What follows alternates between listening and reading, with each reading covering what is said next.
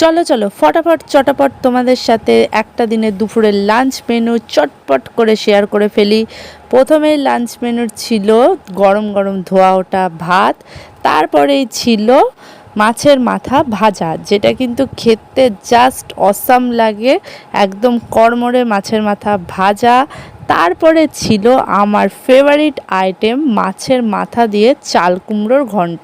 এটা কিন্তু ভীষণ ভীষণ ভালো লাগে, আর স্পেশালি এটা আমার মার হাতেই ভালো লাগে। আর এই সমস্ত লাঞ্চ মেনুটা কিন্তু আমি বাপের বাড়িতে যখন ছিলাম তখনকারই দেখাচ্ছি। তোমাদের কার কার এই চাল কুমড়োর ঘন্ট খেতে ভালো লাগে অবশ্যই জানিও। তারপরে ছিল ইচ্ছের জন্য একদম পাতলা করে চিকেনের ঝোল। তারপরে ছিল আমাদের জন্য কষা কষা করে চিকেন কষা।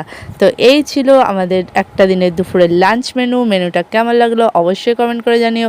ভালো লেগে থাকলে একটা লাইক করে দিও, আর নতুন হয়ে থাকলে ফলো করে দিও। টাটা।